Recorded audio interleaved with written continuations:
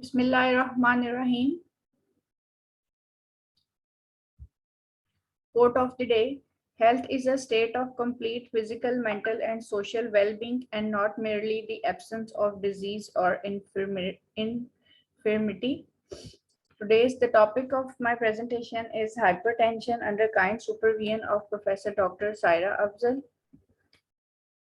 Learning outline of my presentation is about non-communicable diseases, hypertension, categories of hypertension, preventive strategies of hypertension, treatment, recent updates regarding hypertension, and at the end, MCQ session.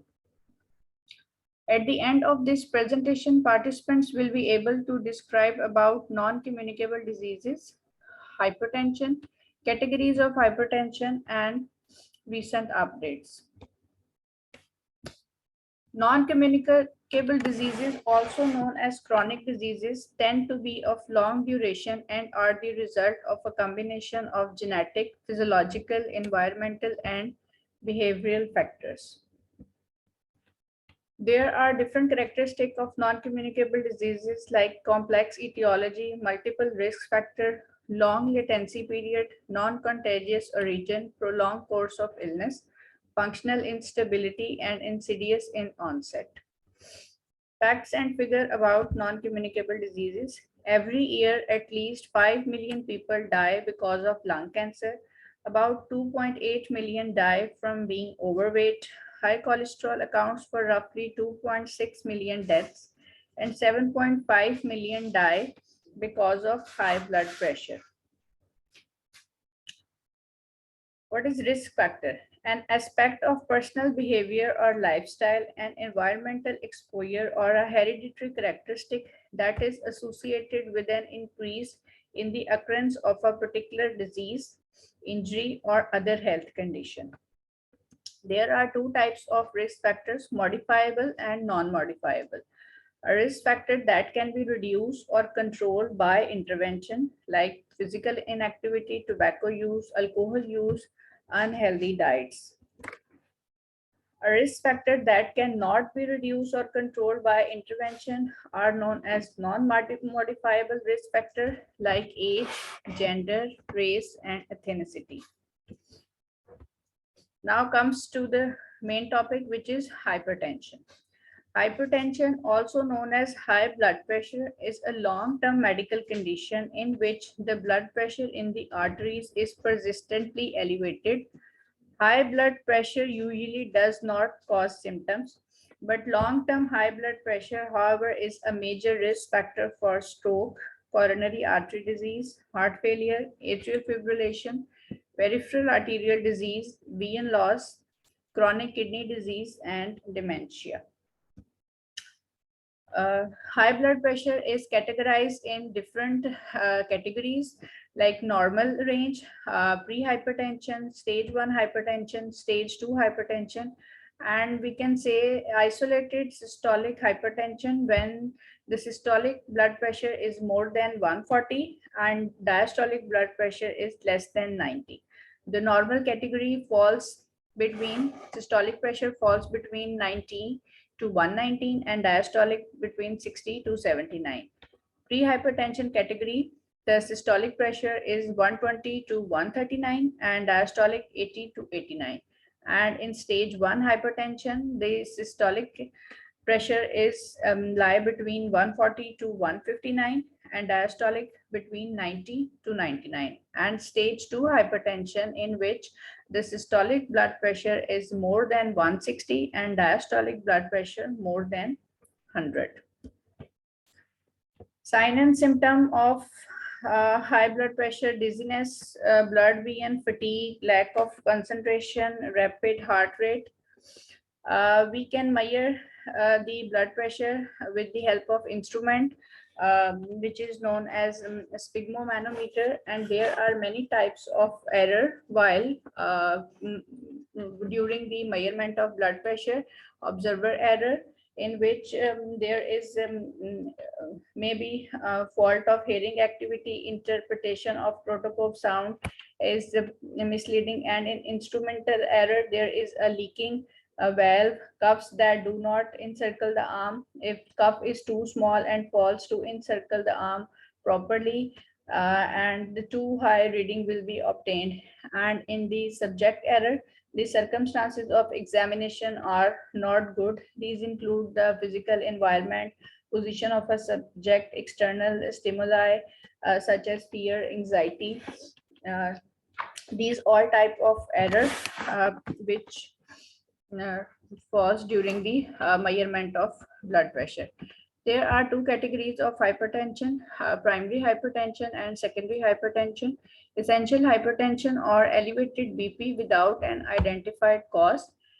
And in secondary hypertension, elevated BP with a specific cause, and it causes renal disorder, drug-induced endocrinal disorder, and coarctation of aorta. What is rule of half? Hypertension is an iceberg disease. Basically, in the rule of half, they can describe that if the hypertension is in the community, then 50% people are normotensive and 50% are hypertensive. And if we put the hypertensive people from the population, then 50% will be undiagnosed and 50% are diagnosed. And if these hypertensive are diagnosed, then 50% are untreated and 50% are treated. And if these people are treated, then 50% are inadequately treated and 50% are adequately treated. So this is the rule of half. Now, what is tracking blood pressure? The phenomena of persistence of rank order of blood pressure on follow-up over a period of years from early childhood to adulthood helps in identifying children and adolescents at risk of developing hypertension at a future date. There are two types of risk factor, non-modifiable and modifiable.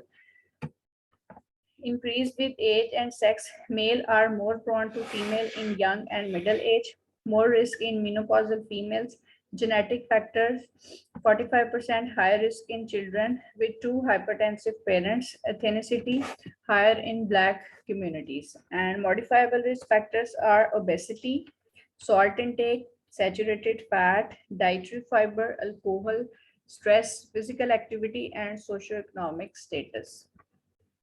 Prevention.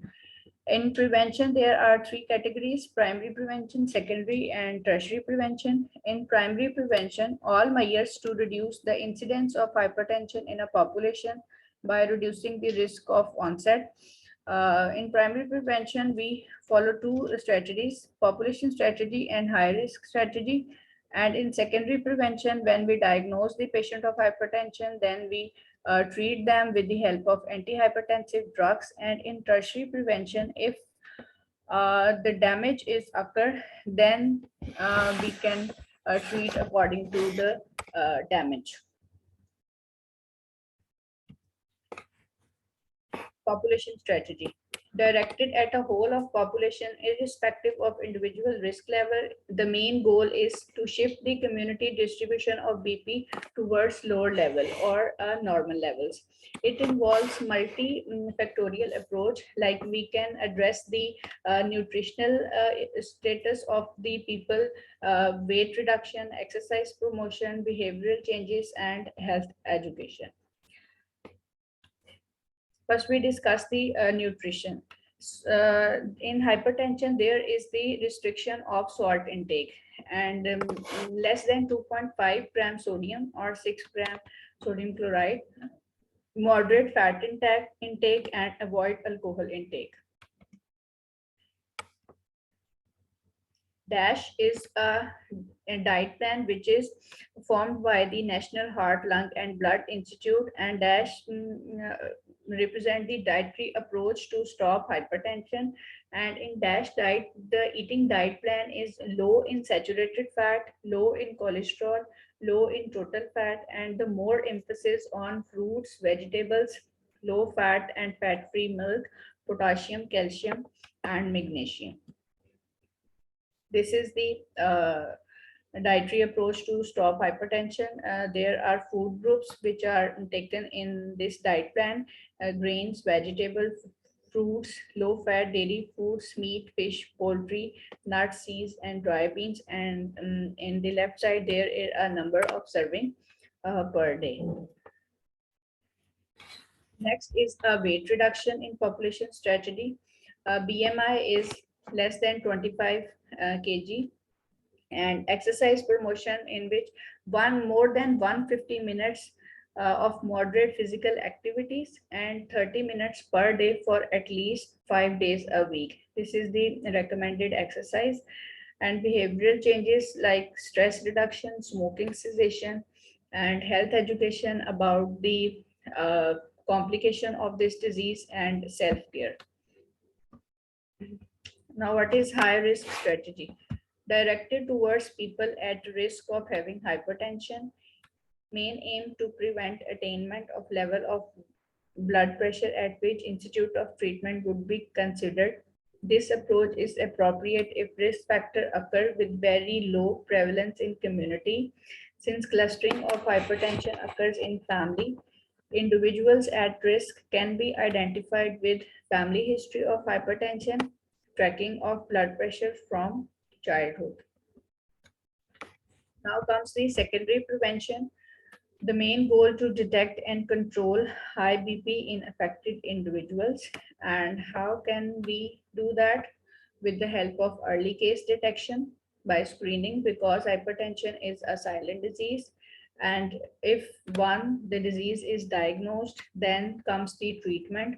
Only control is possible to prevent complication. Other risk factors like smoking, high cholesterol levels are also addressed while treating the hypertensive patient. And check the patient compliance by ensuring through education directed to patient, families, and the community. There are multiple antihypertensive drugs which are used for lowering blood pressure, like diuretics, centrally acting methyl dopa, clonidine, beta adrenal receptor blocker, alpha adrenal receptor blocker, combined alpha and beta blockers, angiotensin converting enzyme inhibitors, angiotensin ARBs, and calcium channel blockers and vasodilators. These are antihypertensive drugs. If once the hypertension is not controlled, then the patient face the complication, and the main complication of hypertension is end organ damage. It leads towards stroke, retinopathy, peripheral vascular disease, renal failure, left ventricular heart failure, congestive heart disease, and heart failure. Drugs to be avoided for treatment of hypertension associated with other disease. Like in pregnancy, we can avoid the angiotensin receptor blocker, angiotensin converting enzyme, beta blockers, and diuretics. And in diabetes, diuretics and beta blockers are contraindicated. In angina pectoris, vasodilators are not given. And in bronchial asthma and peripheral vascular disease, contraindication of beta blockers. And in chronic congestive heart failure, except amlodipine and alpha and beta blockers are contraindicated. Lifestyle modification. Lifestyle first coined by Austrian physiologist Alfred Adler in 1929, which means the way a person lives. It is essential for both primary and secondary prevention, reduce BP, prevent or delay the incidence of hypertension, enhance antihypertensive drug efficacy, and decrease cardiovascular risk. Now, what is pregnancy-induced hypertension? Gestational hypertension or pregnancy-induced hypertension is the development of new hypertension in a pregnant woman after 20 weeks of gestation without the presence of protein in the urine or other sign of preeclampsia. Gestational hypertension is defined as having a blood pressure greater than 140/90 on two occasions at least 6 hours apart. There are different risk factors for pregnancy-induced hypertension, like obesity, mothers under 20 or over 40 years old, past history of diabetes mellitus, hypertension, and renal disease, pre-existing hypertension, Thrombophilus condition like antiphospholipid syndrome, protein cysteine and deficiency, factor 5 hidden deficiency, having a donated kidney. And in pregnancy, if multiple gestation and placental abnormalities are the main risk for the hypertension, like hyperplacentosis, excessive exposure to chronic villi, placental ischemia, and a strong family history. Treatment of pregnancy-induced hypertension. There is no specific treatment, but it is monitored closely to rapidly identify preeclampsia and its life-threatening complication like HELP syndrome and eclampsia. Drug treatment options are limited as many antihypertensive may negatively affect the fetus. So in the pregnancy-induced hypertension, we can only give the methyl-dopa, hydralazine, and labetalol are used for severe pregnancy hypertension. Now it's time for recent updates.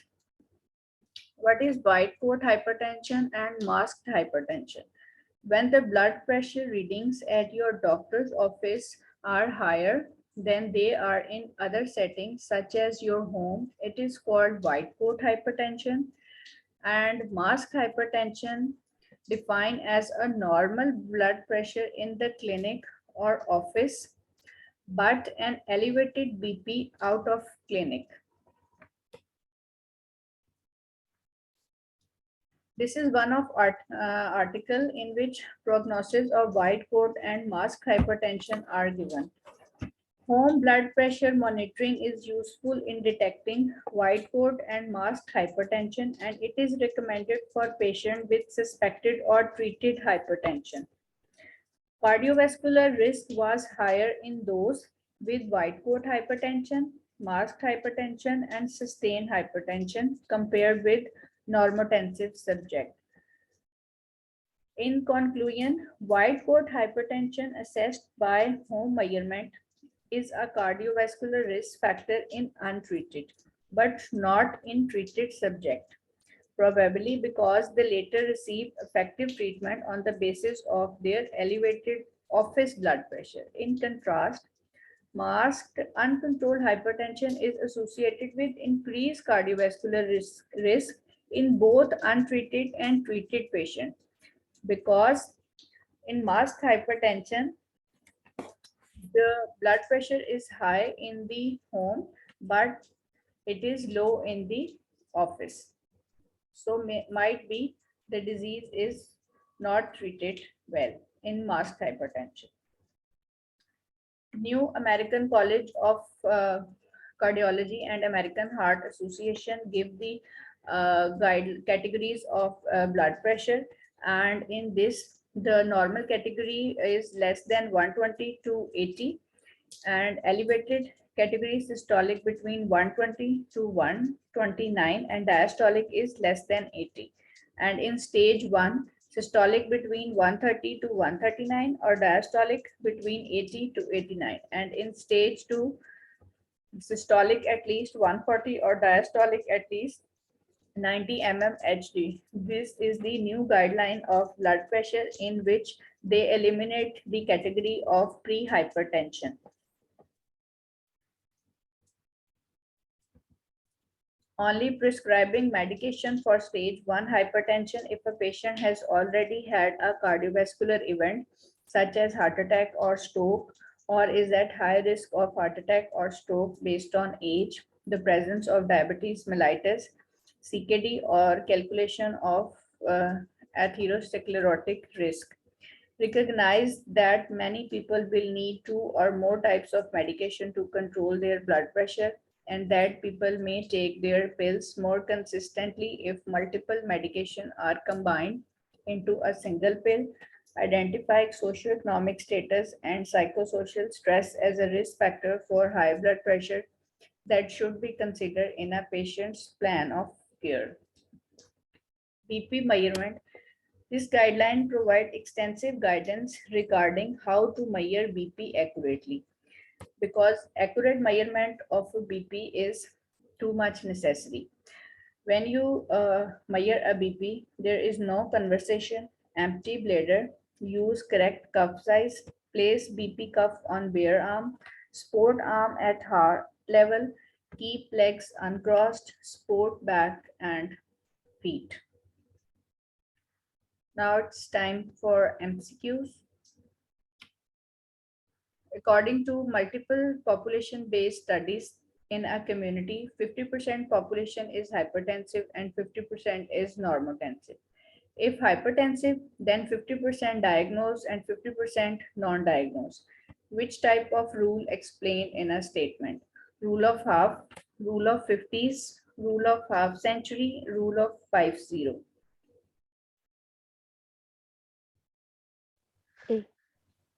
A. A is the right answer, rule of halves.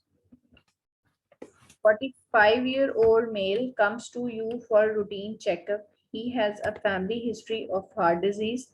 The single most intervention to identify his risk factor for heart disease is serum protein, blood sugar level, hypertension, and serum creatinine. C. Hypertension. C, hypertension is correct answer. A 30-year-old male with history of high cholesterol and positive family history of hypertension comes to you for routine checkup. He is also a smoker for the past 5 years. Which intervention will have the most impact in the prevention of hypertension? Increase fiber diet, increase vitamin intake, stop smoking, screening the family history. C.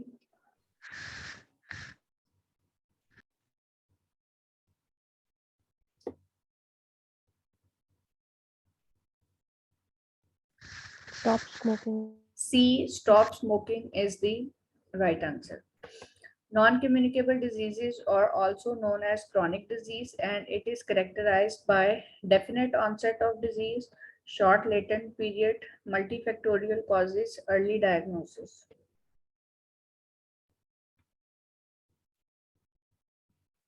C.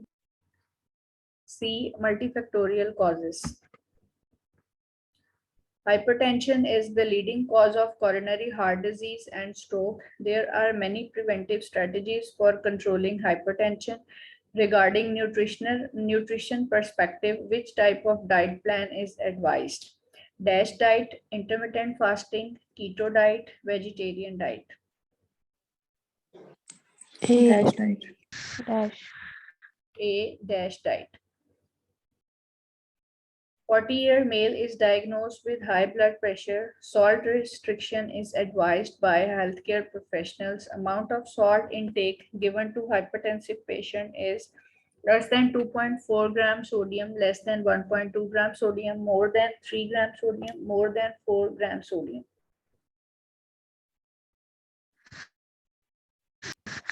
A. A, less than 2.4 grams. A. A is the right answer, less than 2.4 grams. 45-year-old female having a reading of high blood pressure in doctor's office rather than in any settings like home. Which type of hypertension is this? White coat hypertension, masked hypertension, sustained hypertension, pregnancy induced hypertension. A. A, white coat hypertension. According to American College of Cardiology or American Heart Association, which stage of hypertension is eliminated? Pre-hypertension, stage 1 hypertension, stage 2, and stage 3 hypertension.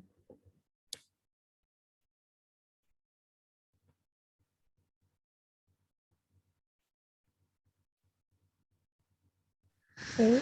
A. A, pre-hypertension. 40 years female having high blood pressure reading at home, but during the visit of doctor's clinic, the reading is normal. Which type of hypertension is this? White coat hypertension, masked hypertension, sustained hypertension, pregnancy-induced hypertension. B. B is the right answer, masked hypertension. Tracking is a technique used with children and adolescents to identify and follow up cases of diabetes, obesity, Hypertension and stroke. C. Hypertension. C. Hypertension is correct answer. Key of my MCQs, references, and thank you. Thank you very much, Dr. Naila. Very good presentation, and you have touched very important points in hypertension. Whenever we are preventing as well as managing hypertension, we always take care of all the five levels of prevention. So the first level is there must be more awareness campaigns. There should be more societies for hypertension, and we are still in need of the people who make awareness clubs and join all the hypertensives together so that they know better about their health, about the different management techniques. And as with each passing day, more and more pharmaceutical uh, drugs and medicines and interventions are available. So it is one of a highly controllable, manageable, and preventable disease. So there is a need of more awareness, more education, and more specific protection. And the walk exercise is one of a main pillar of controlling hypertension.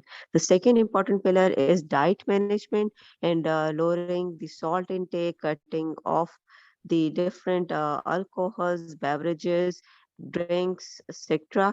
And the third part is cutting down the red meat and cholesterol intake, fried things intake, and increasing the amount of walnuts, 3 omega acids, 6 omega fatty acids, and essential amino acids, as well as having certain things that can manage stress and other important workload management, anger management, and also the lifestyle modifications related to the routine work as well as doing exercises as the part of daily regime.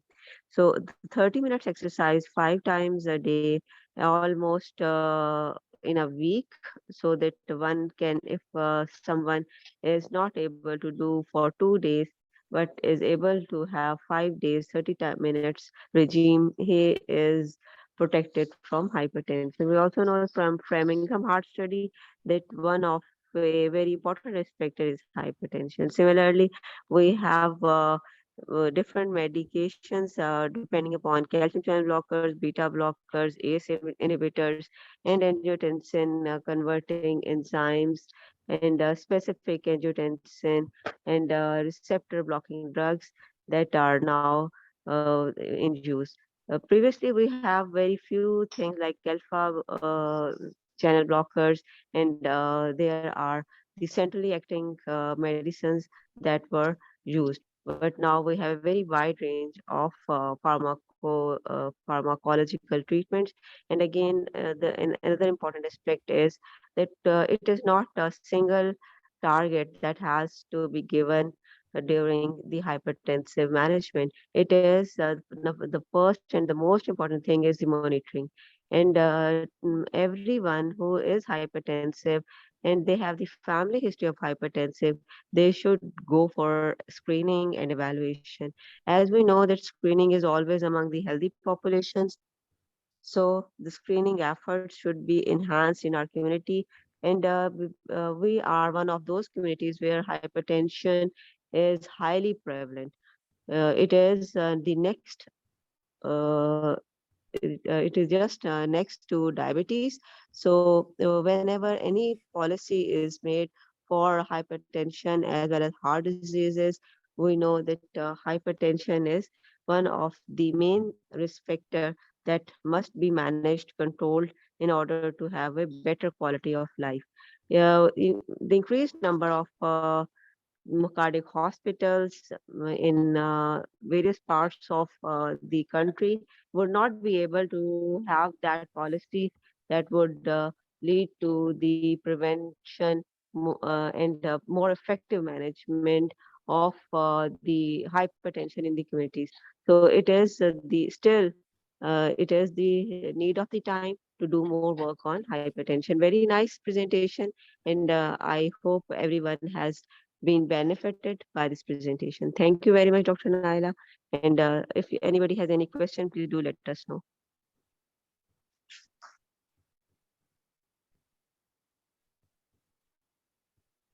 Okay, a very good comment in the chat box too. Thank you, Dr. Naila, for a very nicely presented topic of hypertension. Thank you very much. Allah Hafiz. See you next time. खुदा हाफिज ma'am.